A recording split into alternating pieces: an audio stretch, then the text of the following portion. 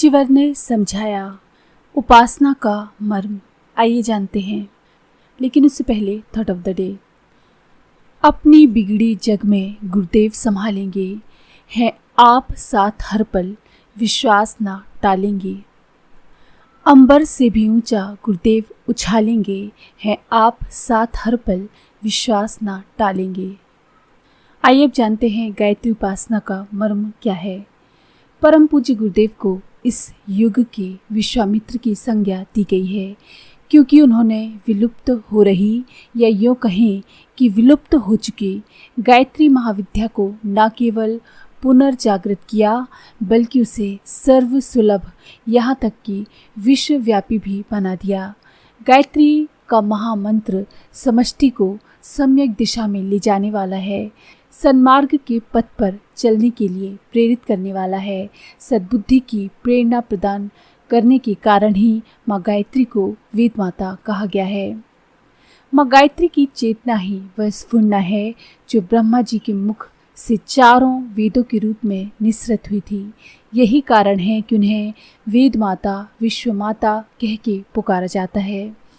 इस एक महामंत्र के भीतर समस्त वेद शास्त्रों एवं उनकी शिक्षाओं का सार समाहित है। 9 शब्दों एवं 24 अक्षरों में वेदों के द्वारा प्रदत्त सभी महत्वपूर्ण शिक्षाओं के मूल तत्व बीज रूप में आ गए हैं। जब वे बीज अंकुरित होते हैं, पुष्पित एवं पल्लवित होते हैं, तब वे विस्तृत वैदिक वाङ्मय के रूप में सामने प्रकट होकर आते हैं, जिसे वैश्विक ज्ञान संपदा का जन्मदाता कहा जा सकता है। गायत्री ही अमृत है, पारस है, कल्पवृक्ष है। इसका प्रत्येक अक्षर शक्ति का स्रोत है एवं अपरिमित शक्ति का भंडार है।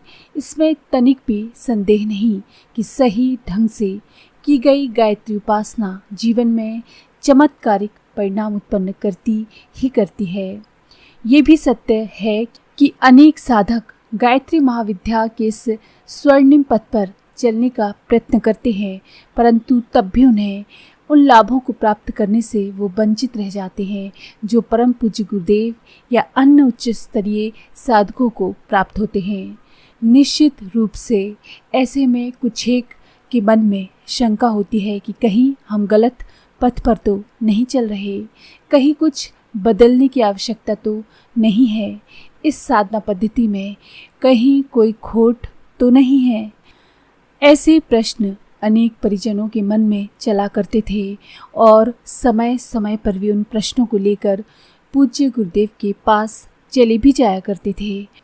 मध्य प्रदेश के कार्यकर्ता एक बार कुछ ऐसे ही प्रश्नों को लेकर पूज्यवर गुरुदेव के पास पहुँचे और उनके सामने उन्होंने अपनी जिज्ञासा रखी।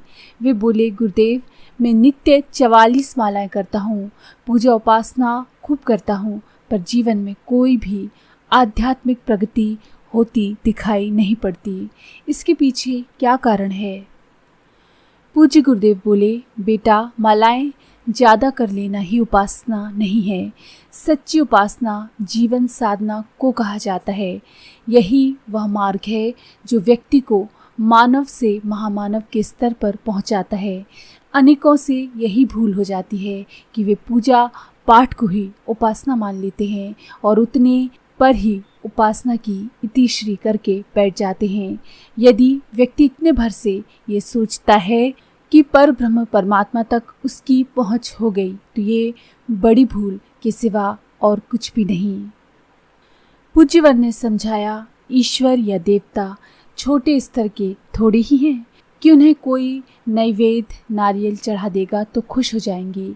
जो सारी सृष्टि के नियंता हैं, उन्हें थोड़े से मिष्ठान से क्या संबंध है? ऐसी मान्यता बनाने वाले देवताओं के स्तर को जानते ही नहीं। वे उनको बच्चे की तरह ना समझते हैं और ये समझते हैं कि ऐसे खिलवाड़ करके उनको बरगलाया या फुसलाया जा सकता है। आम आदमी इसी भ्रांति का शिकार है। पूज्य गुरुदेव ने आगे कहा, बेटा, ऐसी अनेकों मान्यताएं समाज में प्रचलित हैं, पर जरा सोच के देखो कि यदि बाह्य आडंबर से परमेश्वर मिला करते तो मंदिरों वाली भीड़ और पूजा पाठ वाली मंडली अब तक कब की आसमान के तारे तोड़ लाने में सफल हो गई होती। कम से कम व्यक्ति इतना तो सोचे कि जो वस्तु जितनी महत्वपूर्ण है उतनी ही मूल्यवान भी होनी चाहिए। सारी सृष्टि के अधिपति का मूल्य इतना कम कैसे हो सकता है। उन कार्यकर्ता के मुख से निकला, फिर हम क्या करें गुरुदेव। गुरुदेव बोले, बेटा पहला सिद्धांत स्मरण रखो कि तुम्हें भगवान का भक्त बनना पड़ेगा और उसी के अनुसार होने का प्रयत्न करना पड़ेगा। ईंधन का मूल्य ज़्यादा थोड़ी ही होता है, पर आग से जुड़ते ही वो कैसा प्रखर बन जाता है। आग ईंधन नहीं बनती, ईंधन को ही आग बनना पड़ता है। पूजा पाठ से ज़्यादा जरूरी भाव प्रधान उपासना है, जिसमें भगवान के इशारों पर जीवन को अर्पण करने का ही भाव प्रधान है। स्नेह भरी दृष्टि से उन कार्यकर्ताओं को निहारते हुए पूज्यवर ने कहा, दूसरा सिद्धांत स्मरण रखना कि जीवन में निष्ठा को पैदा करना। निष्ठा का अर्थ है संकल्प, धैर्य, साहस, पराक्रम, तप, कष्ट को सहन करने की क्षमता। जिस प्रकार आवे से निकले बर्तनों को कुम्हार ठोक ठोक कर देखता है कि ये कहीं से फूटे तो नहीं, उसी प्रकार भगवान बार बार साधक की परीक्षा लेकर देखते हैं कि कहीं कदम डगमगा तो नहीं गए। इस क्रम में सफलता प्राप्त होने पर उपासना सफल होती है। पूज्य गुरुदेव की अमृत वाणी से उन कार्यकर्ता के समस्त प्रश्नों का समाधान हो चुका था। उन्होंने महसूस किया कि साधना की सफलता श्रद्धा निष्ठा के पथ पर चलने से ही हस्तगत हो पाती है। माला की संख्या बढ़ा देना मात्र साधना नहीं है, वरन जीवन में उपासना के तत्व दर्शन को समाहित कर लेना ही साधना है।